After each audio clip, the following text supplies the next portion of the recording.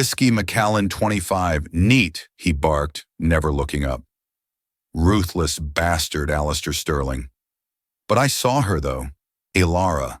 Invisible to everyone else in that gilded cage of a restaurant, but not to me. See, I knew about the ring, the one like her mother's, the one that could shatter Sterling's carefully constructed reality. He thinks she's just a waitress, thinks he's in control. He doesn't know the ring is a key to a past he buried, a love he lost, and a secret that could ruin him. The compassion she hides, it's a loaded gun. They have no idea how her quiet kindness will change everything. Just watch. Whiskey Macallan 25, neat, he barked, never looking up. Ruthless bastard, Alistair Sterling. But I saw her, though. Ilara. Invisible to everyone else in that gilded cage of a restaurant, but not to me. See, I knew about the ring, the one like her mother's, the one that could shatter Sterling's carefully constructed reality. He thinks she's just a waitress, thinks he's in control. He doesn't know the ring is a key to a past he buried, a love he lost, and a secret that could ruin him. The compassion she hides, it's a loaded gun. They have no idea how her quiet kindness will change everything. Just watch. Leal hummed with the low thrum of privilege. Crystal clinked against crystal. Hushed conversations danced with the strains of a live jazz quartet, and the air itself seemed to be infused with the scent of money and imported truffles. It was a world of curated experiences where every detail was meticulously crafted to soothe the anxieties of the ultra-rich. And 20-year-old Ilara Vance navigated it with the practiced grace of a seasoned tightrope walker. 6 nights a week, she shed her true skin, the worn-out sneakers, the faded jeans, the anxieties of a life lived on the margins, and donned the costume of a Leal server. Polished black flats replaced her sneakers, a starched black uniform cloaked her worries, and a polite, deferential smile masked the gnawing hunger she often felt.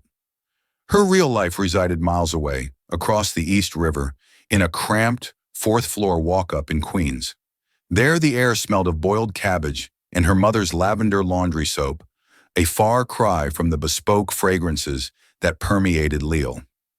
Amelia, her mother, was the bedrock of her existence, a gentle, fragile woman adrift in a sea of hazy memories. A fall, long before Ilara was old enough to form coherent recollections, had fractured Amelia's mind, leaving her with chronic fatigue and infuriating gaps in her past. She remembered nothing before waking in a hospital bed, nameless and alone. The nurses gave her the name Amelia, and slowly, painstakingly, she had built a quiet life, a life defined by small joys, like tending her African violets and the unwavering love for her daughter. Their most treasured possession, the single tangible link to a life before the amnesia, was a ring Amelia wore on a delicate silver chain around her neck. A sterling silver band, intricately carved into the form of 2 phoenixes, their fiery wings intertwined, cradling a single dark blue sapphire. It was an exquisite piece, whispering of forgotten grandeur, and Amelia clung to it as if it were a fragment of her very soul, even if she couldn't recall its origins.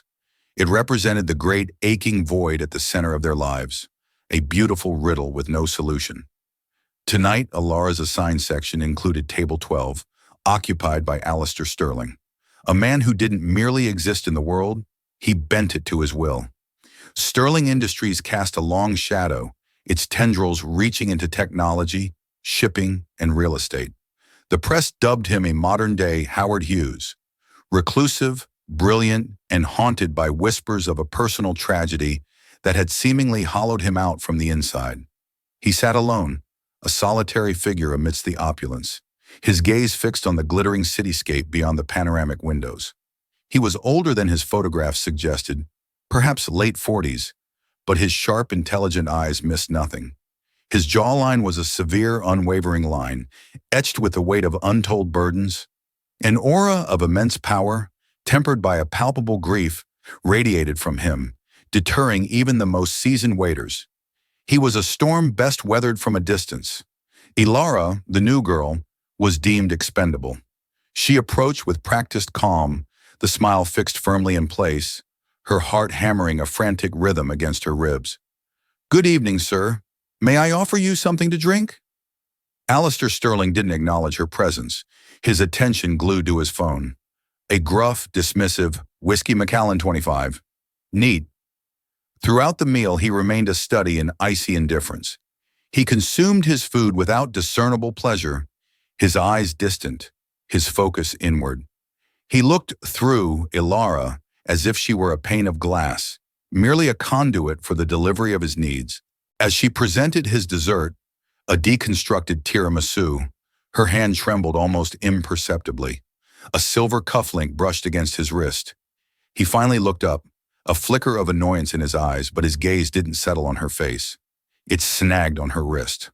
On the delicate silver chain, a gift from her mother on her 18th birthday. Draped over her pulse point was a miniature replica of Amelia's ring. A perfect copy, commissioned from a jeweler in Chinatown, using the meager savings Amelia had carefully squirreled away. A tangible piece of their mysterious past, always within Ilara's reach. Alistair Sterling's fork clattered against the porcelain plate, the sound echoing through the hushed dining room like a gunshot.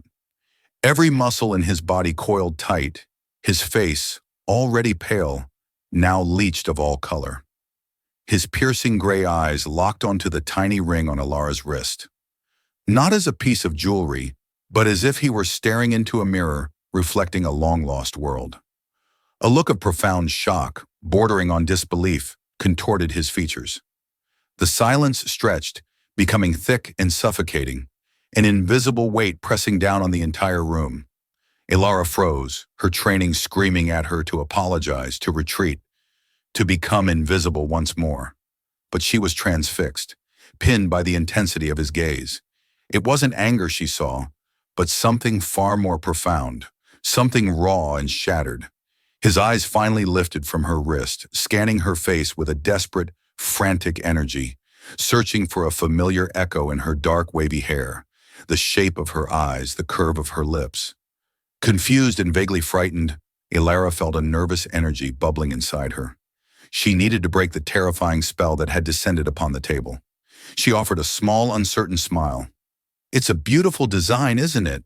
she began, her voice barely a whisper. The tiny phoenix is catching the light.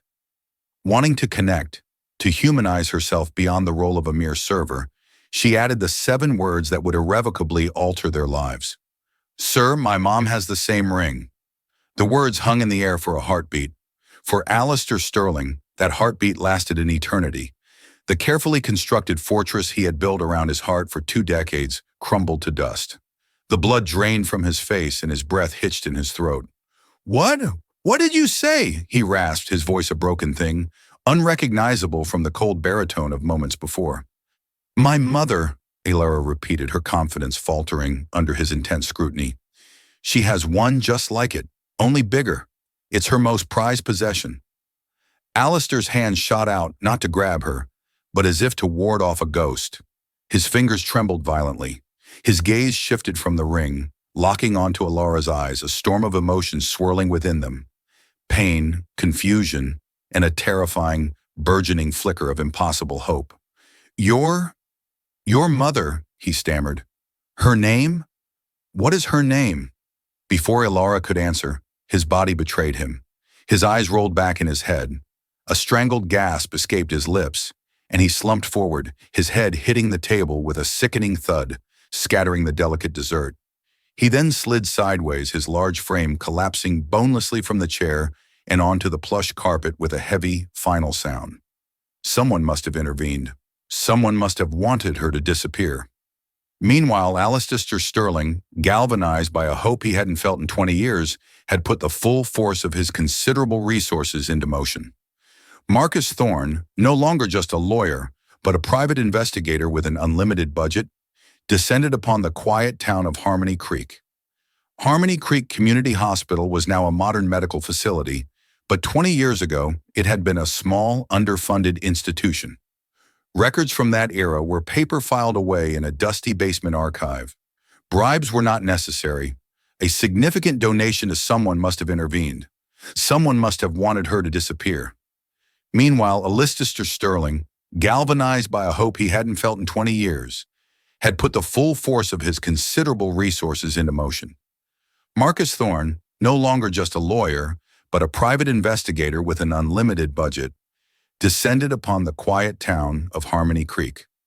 Harmony Creek Community Hospital was now a modern medical facility, but 20 years ago, it had been a small, underfunded institution. Records from that era were paper filed away in a dusty basement archive. Bribes were not necessary. A significant donation to the hospital's new pediatric wing opened every door. Marcus and a team of forensic accountants began to piece together the events of that fateful week. They found the admission record for a Jane Doe brought in by a local trucker who found her unconscious by the roadside miles from the Bixby Bridge crash site. She had a severe concussion, multiple fractures, and crucially profound amnesia. She was the only unidentified patient admitted that month. The trail began to heat up when Marcus cross-referenced the hospital staff records with Alistair's personal and financial records from that year. He was looking for a connection, a link, however tenuous. He found one in the most unlikely of places, the hospital's head administrator. At the time, a man named Robert Finch, who had retired to Florida a year after the incident, citing a sudden lottery win. There was no record of Finch winning any lottery, but there was a record of a series of untraceable bearer bonds totaling $2 million being cashed by him. The bonds originated from a shell corporation based in the Cayman Islands, a corporation that after days of relentless digging, Marcus Thorne managed to link to one person, Julian Sterling Alistair's younger cousin. The name hit Alistair like a physical blow, Julian, always in his shadow, always smiling, always offering his condolences. Julian had been the one to manage the family's affairs in the immediate aftermath of Leanna's death, shielding a grief-stricken Alistair from the grim practicalities. He had been the one to confirm the wreckage, to handle the death certificate, to be the pillar of support. Marcus's team dug deeper, unearthing a pattern of embezzlement and fraud. Julian had been running inside Sterling Industries for years, siphoning off funds Alistair had been too grief-stricken to notice. Leanna, who had a keen eye for finances and had always been suspicious of Julian's sycophantic nature, had just begun an informal audit of the family accounts in the weeks before her accident. She had told Alistair she thought something was wrong, that millions were unaccounted for. Alistair, busy with a hostile takeover bid, had told her they would look at it together when he got back. He never got the chance. The horrifying picture began to crystallize. Julian knew Leanna was close to exposing him. The car crash was a godsend. But what if it wasn't enough? What if she survived a call to the hospital? A confirmation that an unidentified woman from a crash had been admitted. It would have been a simple matter for Julian to drive up to Harmony Creek. He would have found Leanna alive, but with her memory wiped clean.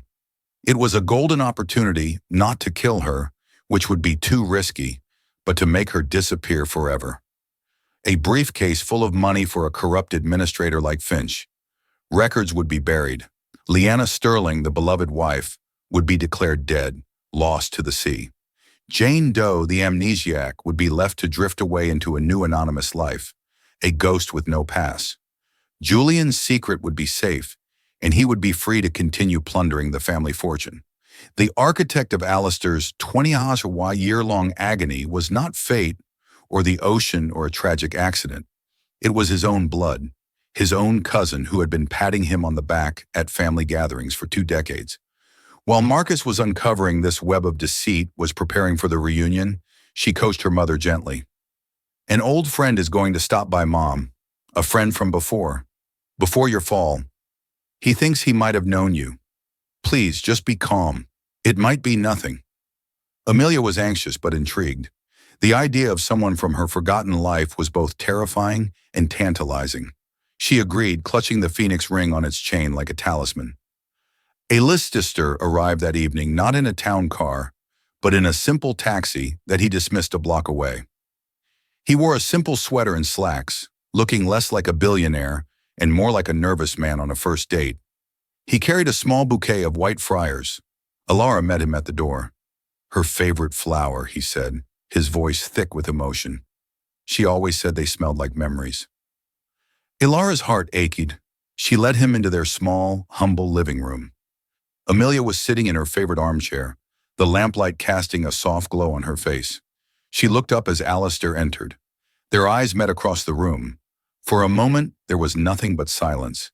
Alistair's gaze devoured her, tracing every line of the face he had seen only in his dreams for 20 years. She was older, her hair threaded with silver, her eyes holding a sadness he didn't recognize. But it was her, it was his, Leanna. Amelia stared back at this handsome, grief-stricken stranger. She felt a strange pull, a flicker of something deep within the fog of her mind, a sense of familiarity so profound it scared her. Her hand went instinctively to the ring at her throat. Alistair saw the movement. He took a hesitant step forward. "Hello," he said, his voice a raw whisper. It's been a long time." The atmosphere in the small apartment was charged with a fragile, palpable tension. Amelia clutched the phoenix ring through her blouse, her knuckles white. She looked from the stranger's intensely emotional face to her daughter's worried one and back again.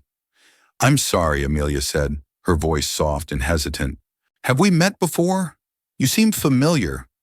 But she trailed off, a familiar frustration clouding her features. This was the story of her life. Faces in crowds, snippets of songs, scents on the breeze that all promised a memory that would dissolve like mist the moment she tried to grasp it. Alistair's heart broke and soared all at once. She didn't remember him, but she felt him. That was enough. It was everything. He followed Ara's rules, eyeing in the tidal wave of emotion that threatened to overwhelm him. "My name is Alistair," he said, taking another slow step into the room. He held out the bouquet of frizzes. "I was told you liked these." Amelia looked at the delicate white flowers, and a genuine surprised smile touched her lips. She took them, her fingers brushing his, and brought them to her nose, inhaling deeply. Her eyes closed for a fraction of a second. "They're beautiful," she murmured. "They smell like a summer afternoon by the water, a flicker of a memory so faint she couldn't be sure it was real." She looked up at him, her brow furrowed. "How did you know?" "A lucky guess." Alistair lied softly, his gaze never leaving her face. Ar brought a vase for the flowers, her movements quiet and deliberate, trying not to disturb the delicate balance of the moment. Alistair sat down on the worn sofa opposite Amelia's armchair, creating a space that felt both intimate and vast. He didn't push. He didn't demand. He simply began to talk. He spoke not of Leanna Sterling, the billionaire's wife, but of a young woman he once knew. He told stories of her stubborn spirit, her terrible singing voice that she insisted on sharing her love for old black and white movies, and the way she would laugh until she cried at the stupidest jokes. He talked about a trip to Italy, a disastrous attempt at making pasta from scratch that ended with flour covering every surface of the kitchen. He described a quiet evening on a beach in Caramel, watching the sunset, where he gave her a ring shaped like two phoenixes, promising her a love that would always be reborn from any hardship. With each story, he painted a portrait of the woman she had been. Ilara watched her mother, her heart in her throat. Amelia was listening with rapt attention, her head tilted. She wasn't recoiling in fear or confusion. Instead, a strange sense of peace seemed to be settling over her. These stories told by this stranger felt more real to her than the 20 years of hazy, disconnected life she had lived as Amelia Vance. "That ring," Amelia whispered finally, looking down at her own hand, which was resting on her chest, holding the charm. "The man who gave it to her, he must have loved her very much more than life itself," Alistair said, his voice thick with unshed tears. "He still does." Suddenly, Amelia's eyes widened slightly. She was looking past Alistair at a small frame photo on the mantelpiece, a picture of a 5-year-old Ara on her first day of school. "You have a daughter," Alistair said, following her gaze. "She's wonderful. You did an amazing job." "She's my whole world," Amelia said, her voice filled with a fierce, uncomplicated love. "When I woke up remembering nothing, I felt so empty. But then finding out I was going to have her, she gave me a reason to live. She became my memory, my anchor." The word anchor struck Alistair. It was the same word she had used to describe the ring to Ara. In that moment, he understood. Leanna had survived pregnant and alone. She had given birth to their daughter and raised her in this tiny apartment, pouring all the love from her forgotten life into the one precious thing she had left. As this emotional reunion was unfolding in Queens, A different kind of confrontation was taking place across town. Marcus Thorne, armed with a mountain of irrefutable evidence, bank statements, sworn affidavit, and the confession of the retired hospital administrator, had arranged a board meeting at Sterling Industries. The official reason was a quarterly review. The real reason was sitting at the head of the table, a surprise attendee, Alistair Sterling, connected via a secure video link. His face a grim mask of cold fury. Julian Sterling walked in, smiling and confident, ready to present his doctored financial reports. He froze when he saw Alistair's face on the screen. Alistair, what a surprise. We thought you were still recovering, Julian said, his voice a little too loud, his smile a little too wide. I've recovered enough, Julian. Alistair's voice boomed from the speakers, devoid of any warmth. Enough to finally look at the books, the ones Lyanna wanted me to see 20 years ago. The color drained from Julian's face. Marcus Thorne stood up and began to speak, his voice calm and methodical as he laid out the entire conspiracy. He spoke of the embezzled funds, the Shell Corporation, the bearer bonds, and then he delivered the final devastating blow. We have also uncovered a payment of $2 million to Robert Finch, former administrator of Harmony Creek Hospital, made the same week that a Jane Doe survivor of a car crash was admitted. A Jane Doe who, it turns out, was Lyanna Sterling. You didn't just steal from this company, Mr. Sterling. You stole Alistair's wife. You stole a mother from her child. You buried a living woman under a mountain of lies. The boardroom was silent, save for Julian's ragged, panicked breathing. His carefully constructed world had just been demolished. There was nowhere to run, nowhere to hide. Security guards entered the room, their expressions grim. Julian Sterling, the architect of 2 decades of pain, was finished. Back in the small Queen's apartment, the story of Lyanna hung in the air, a beautiful, tragic ghost. Amelia Lyanna was quiet, her mind a whirlwind, trying to connect the powerful feelings the stories evoked with the blank slate of her own history. The pieces weren't clicking into place like a key in a lock. It was more like the slow, painful return of warmth to a frozen limb, a tingling, uncertain, and deeply emotional reawakening. Alistair knew he couldn't force it. The fragile hope in the room was a butterfly's wing. The slightest wrong move could tear it. With a heart that was both fuller and more terrified than it had been in 20 years, he stood up to leave. I've taken up enough of your time, he said, his voice a raw whisper of emotion. Thank you for listening to an old man's stories. He turned toward the door, a maneuver that felt like the heaviest physical act of his life. Leaving her again, even for a night, felt like a betrayal. As his hand touched the door knob, Amelia spoke, her voice small but clear, cutting through the silence. The song? Alistair froze his back to her, every muscle tensed. What song? He asked, not daring to turn, not daring to hope too much. The one he would hum when she couldn't sleep, Amelia said, her eyes distant, looking at a space in the air only she could see. It was a lullaby from his mother. I sing it to Ara sometimes. I never knew where it came from. It was just there inside me. Slowly she began to hum. It was a simple, haunting melody, slightly off-key, but filled with an ancient tenderness. For Alistair Sterling, the world dissolved. The peeling pain of the apartment, the distant wail of a city siren, the very air in his lungs. It all vanished. All that existed was that sound. It was the melody his own mother had hummed to him as he fought off childhood nightmares. It was the tune he had whispered into Lyanna's ear on their honeymoon. A secret language of comfort passed from one generation to the next. No one else in the world knew it. He turned around slowly, his face a canvas of pure, unadulterated astonishment. This was not a story he had told. This was not a memory he had shared. This was proof. This was her soul speaking, bypassing the broken pathways of her mind. Tears he had thought long dried up, streamed freely down his face as he crossed the room in 2 strides and knelt before her chair. The gesture was instinctual, an act of reverence, of surrender. He didn't touch her. He just looked at her, his heart overflowing with a mix of agony for the years lost and ecstatic joy for this single perfect moment. Lyanna, He whispered her name for the first time, not as a question, but as a statement, a prayer that had finally impossibly been answered. The name settled over her, not as a shock, but as a comfort. It felt right, like a favorite coat she had forgotten she owned. It felt like coming home. She reached out her hand, trembling, and gently, tentatively touched his tear-streaked cheek. His skin was warm, real. In that touch, in that shared melody, 20 years of separation dissolved into nothing. Her factual memory was not restored. The doctors would later say the trauma had damaged those neural connections permanently, but her heart remembered. The profound emotional truth of their love had finally broken through the fog.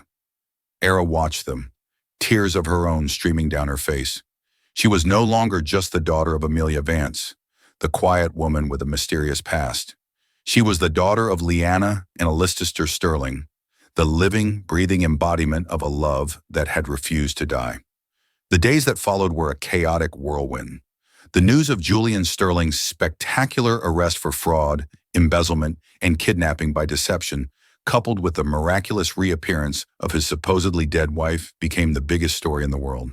Paparazzi, like vultures sensing a feast, descended upon their humble Queens apartment building. The flashes from their cameras were a constant strobing assault against the thin curtains. Their shouted questions a violation of the quiet, anonymous life they had always known. Alistair shielded them from it all. He arrived not with a fleet of flashy cars, but with a discreet security team that cleared a path through the media circus with quiet, intimidating efficiency. He personally escorted Amelia and Era from the crumbling walk-up that had been their sanctuary in prison into a new life. He moved them to a quiet, sprawling estate in Connecticut, a world away from the city's glare. It was a sanctuary he had bought years ago, but had never lived in a place surrounded by acres of rolling hills and ancient trees. The gardens were filled with thousands of white frizzes, a fragrant testament to a memory he had never let go. He brought in the best neurological specialists, not to fix her, but to help her integrate the two halves of her life. They explained that Amelia Vance was not a lie, but a real identity her mind had painstakingly constructed to survive an unimaginable trauma. The goal was not to erase Amelia, but to help her merge with the ghost of Leanna.